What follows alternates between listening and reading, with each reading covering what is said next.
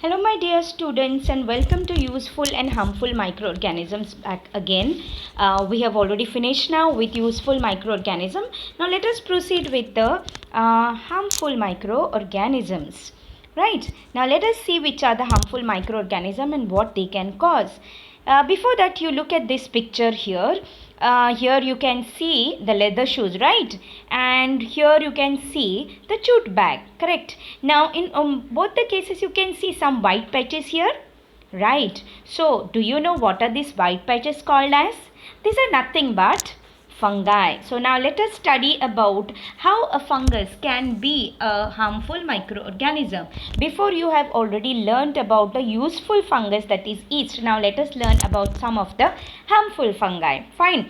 Now this harmful fungi, they have the presence of spores, which are reproducing asexually by means of spores. So when the spores fall from on the maybe soil, if they are soil fungi, they the spores fall on soil, they will germinate there, or if on the food it falls there, it will germinate. So these spores, microscopic spores of fungi, are present in the air, in the soil, in the water, on the food, everywhere they are present. So suppose there is sufficient moisture, spores germinate on the cotton fabric or gunny bags or leather or wooden items. So that means you must have understood from this that they, for the germination of the spores, what do they require? They require moisture.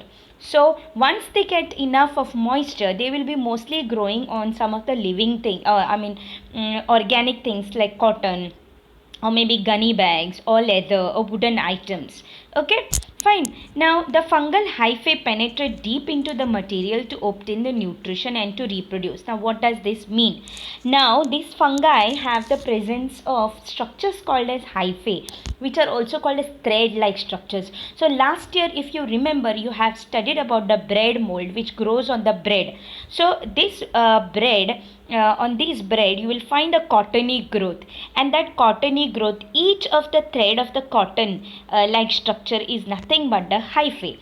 So these hyphae, what they do, they go deep inside the material, whether it is the food or maybe some gunny bags or cotton or whatever it is, they go deep inside the material, and there, from there, they derive the nutrition or obtain the nutrition or suck the nutrition. And once they get the nutrition, they start to reproduce, and the reproduction is so fast that they grow very fast. Wherever they find the material, they will start growing there. Fine. Now this causes the materials to wear and become weak. So once they start growing there, reproduce there, they just go on deriving nutrition, obtain nutrition from it, and finally what you find after a few days, you will find that that material has become weak, it has worn out completely. Fine. So this is how the fungus reproduces and tries to decompose. As a result, gunny bags or leather items like shoes or purses, belts, on which these fungi have grown do not last longer. So especially you will find this growth of fungus is more in the during the rainy season, because rainy season there is lot of moisture. And if you find any, if you throw any wooden articles or maybe the leather article or maybe gunny bags outside in the rain, after few days you will find that this fungi are growing on them, and after months you will find that it is not there at all. Why? Because the fungus have grown on it, obtained the nutrition, started reproducing there, and finally once they reproduce, they go on eating and eating and eating, and finally you will find that that material does not last longer. So this is how this microscopic fungi harmful in nature. But there is one more thing best about them, is that they decompose. Okay, they are called as decomposers. You have learned about fungi in earlier class also, that they are also called as decomposers or saprophytes. That means the one which live on the dead things, dead organic material. So these are all dead organic material. If it is useless for you, it is better that it is getting decomposed, right? Fine. So this is regarding the how they are reproducing. Now sometimes you may even notice a black powder, a white disc floating on the pickle or murabba. I think so you must be having liking to eat this pickle and murabba, but if you keep that aside, open, okay, eat something from that, and then find you keep it after that, and you don't eat it at all. After few days or few months, you will find that on that pickle there will be, a layer floating above. So when a jar is opened after a long time, what happens is there nothing but the something is floating above that food item. So what exactly is that? It is nothing but a fungal species which are growing on the food items. Okay, pickles, murabba, gems, and here also they use the nutrients in these food items for the growth and reproduction. Fine. And then during this activity, what they do, they release certain mycotoxins. Now students, here there is a word, new word called as mycotoxins. You know that they are poisons. Okay, myco means related to fungus. The study of fungi is also called as mycology. So myco means, remember, fungus. So they release certain toxins, and these toxins are called as mycotoxins. So if you find any time something is growing on the pickle or maybe murabba or jam, sauce, whatever it is, right, never eat it, because it is nothing but the fungal. So these fungal spores are sometimes very harmful because they might cause they release certain poisonous chemicals and the food turns poisonous. So never eat it. Hence the food on which fungi have growth cannot be eaten. So I hope so you have understood about one of the harmful microorganism, that is fungus. Now let us move on to the next harmful microorganism, that is a bacterium. Okay, and you have already known about this bacterium, that is nothing but the Clostridium. Okay, right, you have come across this now third time, right? So that means a Clostridium is a bacterium which is very harmful. So let us learn about this bacterium. Okay.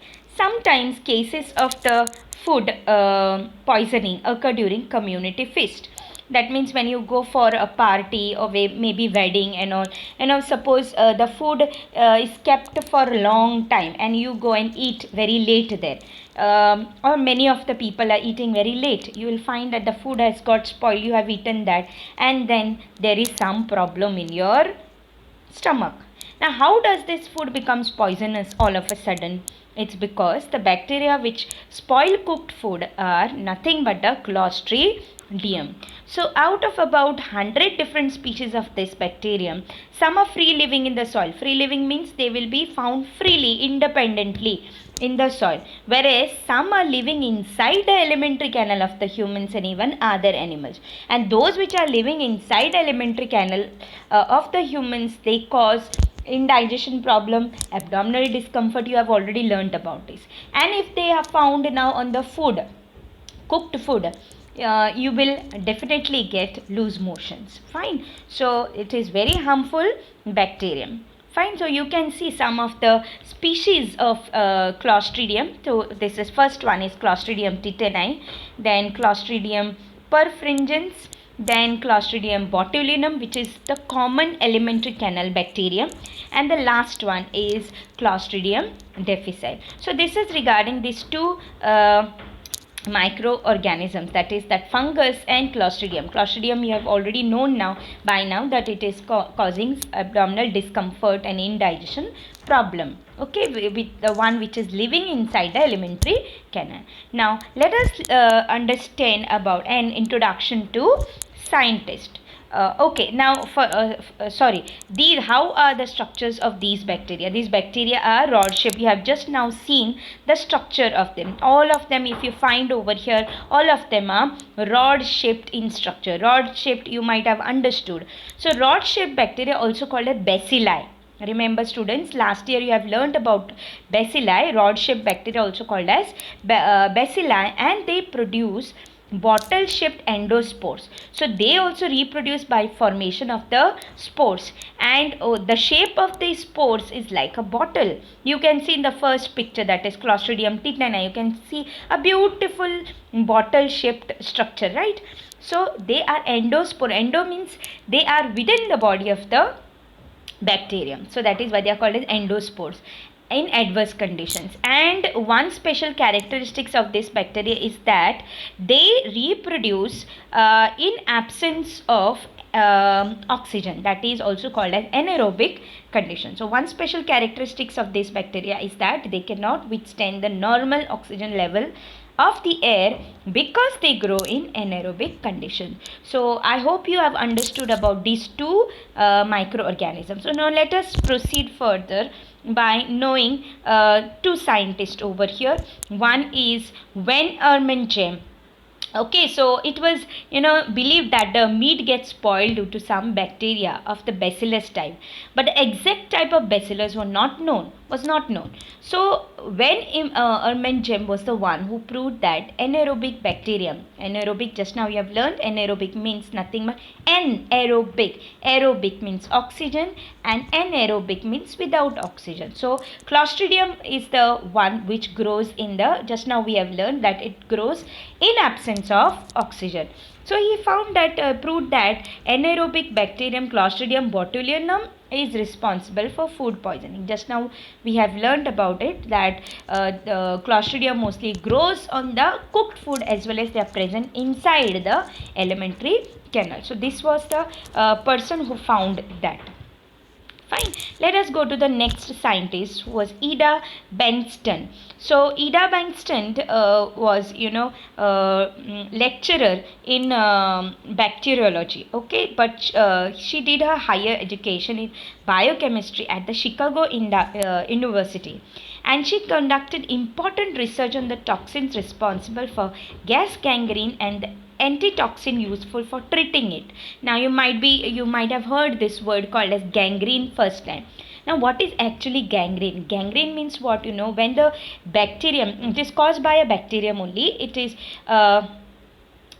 once the bacteria finds any wound on your body, or if there is some open cut is there on your body, and the bacterium, that is nothing but this Clostridium only, which enters inside the body through this, it causes the death of the cells as well as body tissues, and it even enters the blood vessels there.